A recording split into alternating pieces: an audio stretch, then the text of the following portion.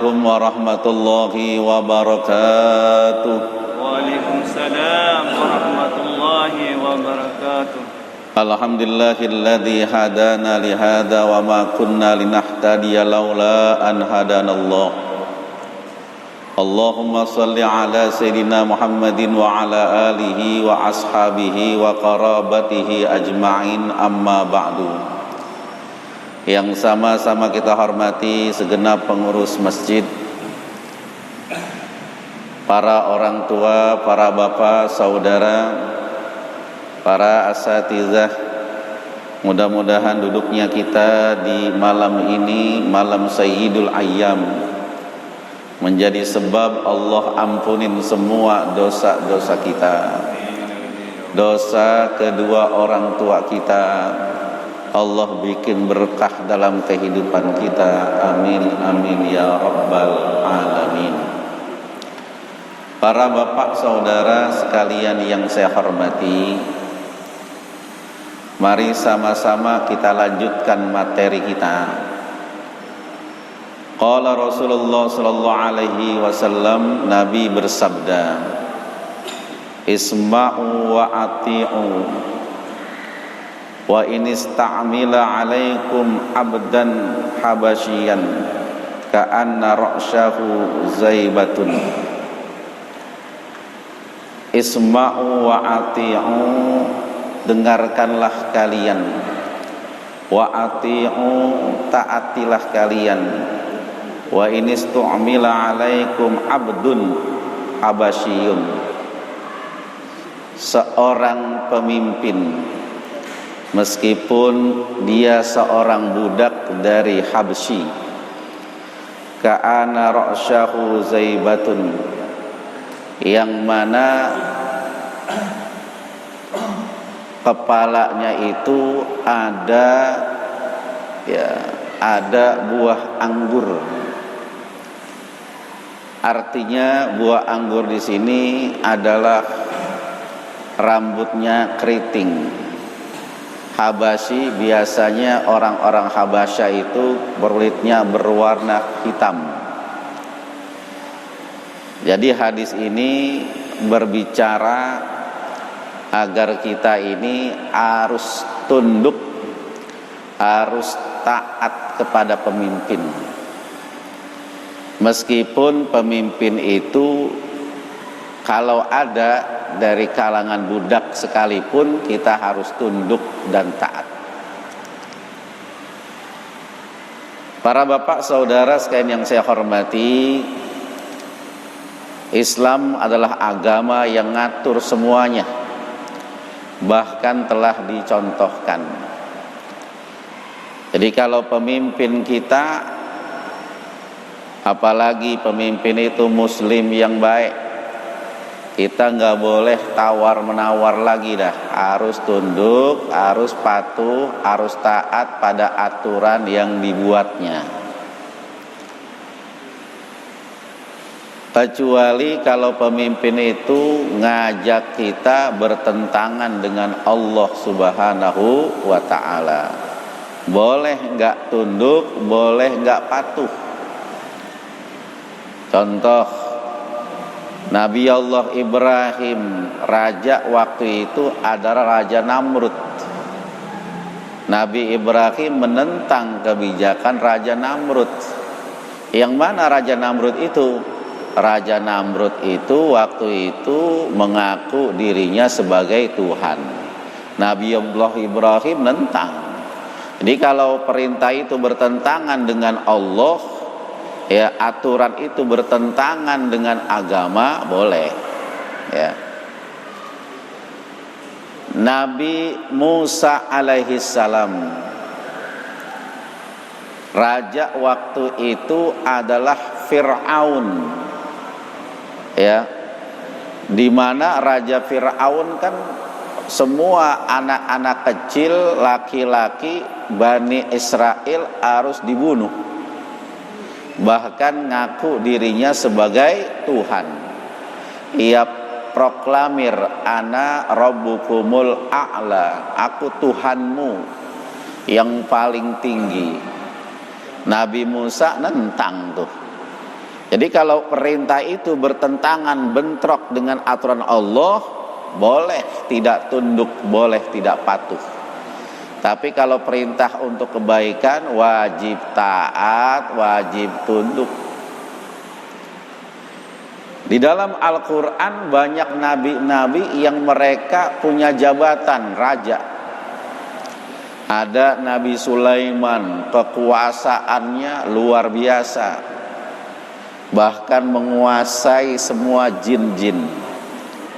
Ada Nabi Daud, juga raja. Bahkan Nabi Muhammad SAW, dia adalah pemimpin. Nah, dalam istilah Islam kepemimpinan itu banyak istilah. Ada istilah sultan, ada istilah amir, ada istilah khalifah, ada istilah wazir, ada juga yang sekarang mungkin raja, mungkin presiden, tapi semuanya adalah pemimpin yang kita rakyat, kita harus tunduk, harus patuh. Pemimpin yang mana? Dari pemimpin yang paling atas sampai pemimpin yang paling bawah.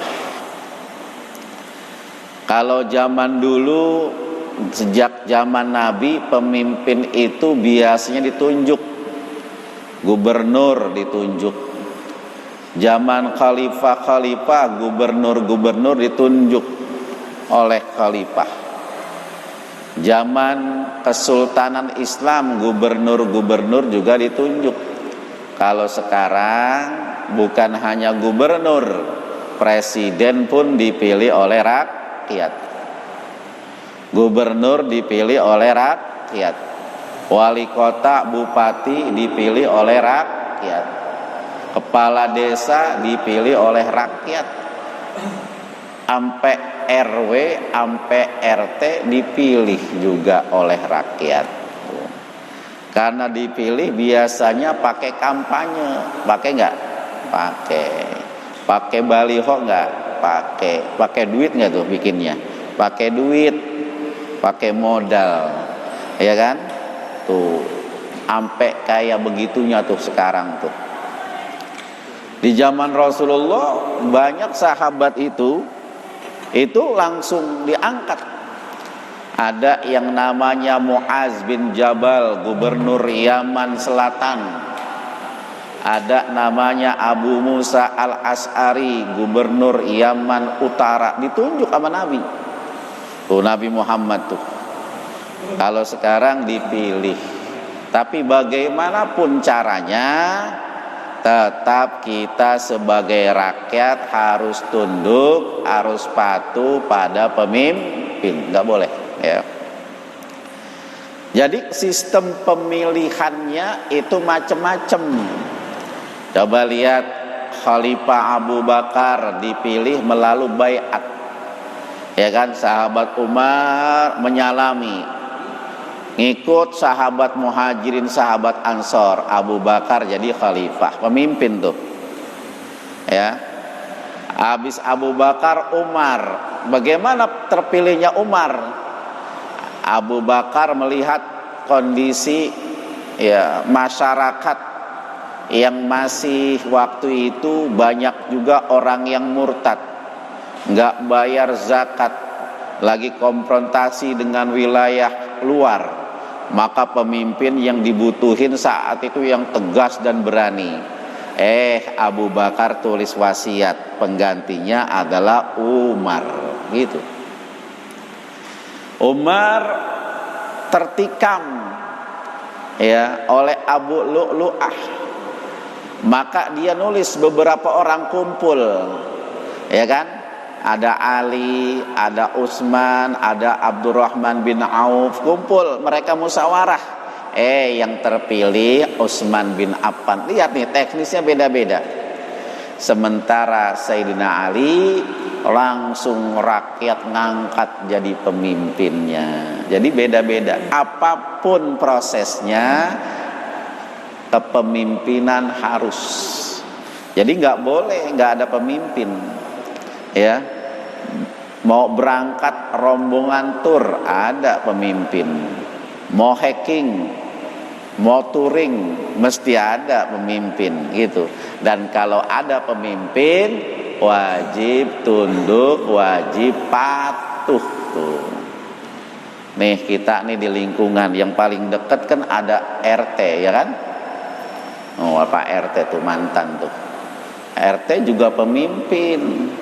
Kalau RT bilang semua warga ronda wajib, nggak boleh. Wah, mentang-mentang, wah saya kan udah senior.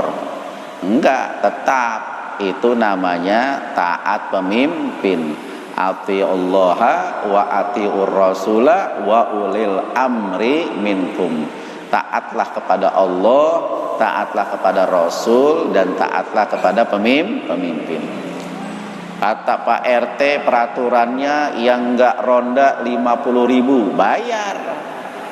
Ya, bayar. Sebab kan dia jadi RT kita yang ngangkat. Tuh, kita yang taat. Namanya menjalankan perintah Allah. Ya kan? Jangan enggak mau. Semua ronda, semua. Ya kan? Yang enggak ronda denda. Ada ustadz di lingkungan situ, jangan suruh ronda, teh jangan, ya kan dia kan guru kita, ya, biarin Pak Ustadz nggak usah bayar Pak Ustadz. Kenapa? Kalau Pak Ustadz dia ditalangin sama kas RT, Pak Ustadz kan guru kita, gitu, begitu. Jadi semuanya wajib, tapi semua kena tuh, ya taat, ya. RT bikin peraturan iuran RT. Bayar, namanya taat, ya taat, jangan nggak bayar. RT bikin surat edaran kerja bakti. Jadi siapapun orangnya wajib taat, karena bagaimanapun RT itu adalah pemimpin. Tapi kalau di sini malah lain sih, ya warga protes mulu, ya kan? Bukan taat sama RT malah disuruh-suruh ya. Pak RT tuh lihat got pada mampet teh. Wah, RT disuruh. Mestinya apa? RT bikin peraturan, warga taat tuh. Kalau di sini suruh-suruh. Wah, gitu. Nggak boleh Pak. Ya jadi yang dengar pengajian ini kita nih mulai besok hormat, tunduk. Karena bagaimanapun dia pemimpin, ya kan? Dia pemimpin harus tunduk, ya kan? Emang dalam kehidupan RT itu punya 3 peran Pak. Iya. 1 ketara. Jadi kalau ketara itu ketahuan. Lagi rapat, biasa yang mimpin Pak RT. Ketahuan kan? Oh Pak RT tuh ketahuan. Ketara. Wah, jadi kalau RT ketahuan, ya kan? Ada tulisan rumahnya Ketua RT. Wah, ketahuan nggak? Ketahuan, ya kan? Lagi sensus, mana RT-nya? Tuh, RT-nya tuh. Gitu. Yang kedua ketarik-tarik. Tuh RT tuh. Ada warga berantem, suami istri. Ayo panggil Pak RT. Pak RT dibangunin. RT tuh, ya kan? Tetangga sama tetangga saling saut-sautan, panggil RT. Enggak enggak? Wah, RT. Apalagi lagi bansos begini mah, ya kan? Pak RT banyak disalahin, ya kan? Pak RT kok saya kagak dapat Pak RT? Begitu. Yang punya mobil dapat, saya nggak tahu. Pak RT nggak adil lah, gitu. Tuh makanya dia itu kita hormati, ya kan? Udah ketarik-tarik, udah ketahuan di RT, repot, ya kan? Apalagi pemimpin yang paling tahu kondisi kita adalah Pak RT. Warga yang susah, presiden mah nggak tahu, ya kan? Menteri mah nggak tahu, gubernur nggak tahu. Yang tahu siapa? Pak RT tuh Pak. Makanya taati, ya, masya Allah. Yang ketiga keuntungan, ya. Apa keuntungannya? Kalau ada yang jual tanah, jual rumah, Pak RT kan ngapain tuh dia? Ikut tanda tangan juga kan di surat tanah ya, RT RW tanda tangan ya. Jadi saksi, wah. Keuntungan ada juga Pak. Keuntungan tuh, ya kan? Bahkan ditulis di surat-surat undangan turut mengundang. Pak RT. Tuh, ada keuntungan juga nama baik tuh. Masya Allah. Para bapak saudara sekalian yang saya hormati, makanya kita ini yang udah mendengar ini, kita wajib menghormati pemimpin. RT 7, RT 5 di sini kalau ngundang ada Pak RT-nya. Pak RT itu beseknya 2. Beseknya 2, Pak. 1, dia sebagai jamaah. Tuh, iya ingetin nih. Jadi Pak RT beseknya kapan? Mulai sekarang. Beseknya 2, Pak. 1, dia sebagai jamaah. Yang kedua, dia sebagai pemimpin. Tuh, dihormatin. Kenapa? Kita ngikutin Nabi. Ya. Saya aja ketahuan mulu sama orang-orang. Orang yang kagak kenal kadang-kadang tahu saya ustadz, tahu. Bingung saya. Orang yang kagak kenal tahu saya ustadz. Sampai saya tanya, kok ibu tahu saya ustadz? Kan kita belum pernah ketemu. Saya tahu bapak ustadz. Dari mana bu? Itu bapak beseknya 2 gitu. Tahu. Nah besok Pak RT beseknya 2. Kalau ngawinin saksi Pak RT, tuh ada uang saksi kasih. Kenapa? Bentuk kita hormat, tunduk, patuh pada pemimpin. Tuh begitu. Duduknya depan Pak RT. Minuman gelas jangan begini, gelas gede, begitu. Pisang jangan di luar.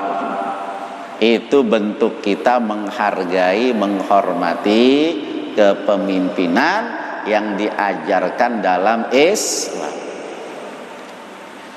Emang capek, emang lelah.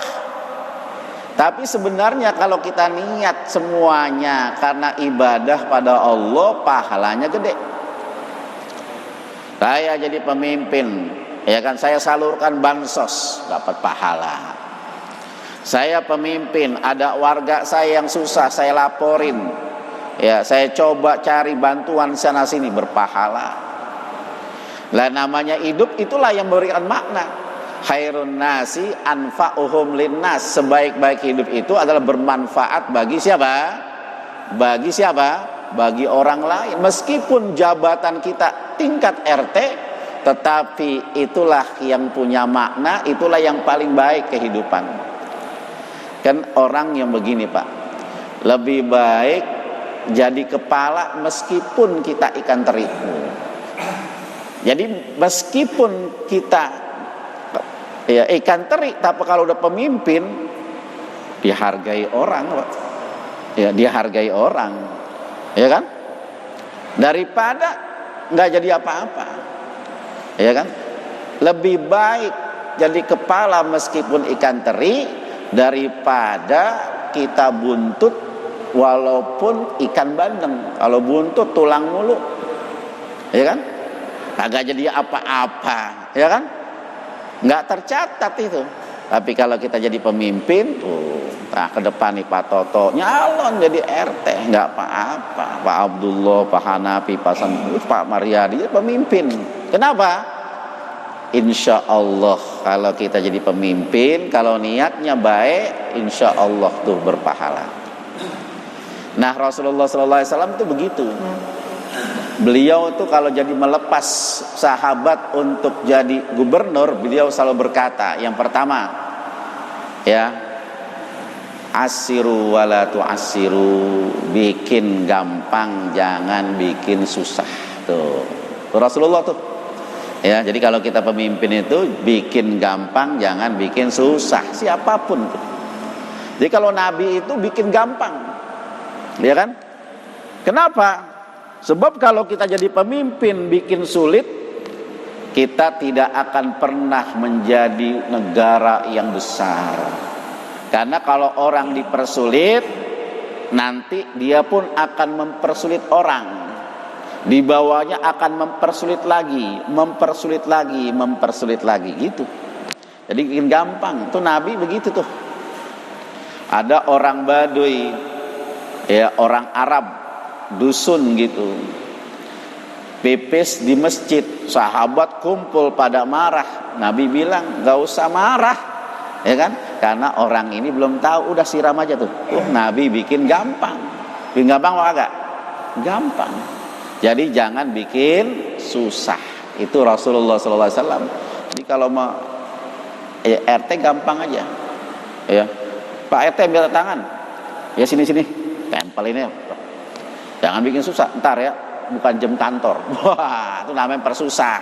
Ya kan, orang mau lahiran, ntar jam kantor gitu. Bikin gampang, ya kan? Nabi itu begitu, bikin gampang, ya kan? Orang kalau bikin gampang orang, ntar Allah bikin gampang rezekinya. Amin ya robbal. Jangan bikin susah, ya. Kemudian apa Rasulullah katakan? Basiru wala tunfiru wala tanfiru. Bikin bangun optimis. Ya kan? Jangan bikin orang ini pengecut. Orang jadi takut. Itu pemimpin tuh. Tuh Nabi begitu tuh. Ya kan? Siapapun kita. Ya. Siapapun kita. Jangan bikin apa itu? Jangan bikin orang takut. Opit, pemimpin yang baik. Ya, dia mah makhluk. Ya kan? Makhluk itu tunduk pada kholik, begitu. Ya kan? Asal saudara jaga jarak, pakai masker, insya Allah begitu. Ya kan? Jangan dibikin takut. Wah, ini 14 hari nih. Hitung aja udah tinggal berapa hari lagi. Apalagi sekarang nih gitu, tanpa gejala. Ya orang jadi takut gak? Takut. Bikin, bangun, optimis. Itu pemimpin, ya kan? Ya kan? Ya kan? Ibu-ibu sekalian yang saya hormati, enggak usah takut. Walaupun wilayah kita banjir, itu kan banjir cuma sekali dalam setahun, begitu. Ya. Jadi jangan bikin takut. Wah, ini darah rendah. Ntar kalau PT Timah terisi, kita kayak lautan ini. Wah, orang jadi takut. Takut enggak? Takut. Bikin. Terus Rasulullah katakan istama'u wala tahtalifu. Beliau tuh ngajarin begitu, bersatu jangan saling berselisih. Ya kan? Bersatu jangan saling berselisih, ya kan? Ini selalu nasihat Nabi kalau melepas para sahabat untuk menjadi gubernur.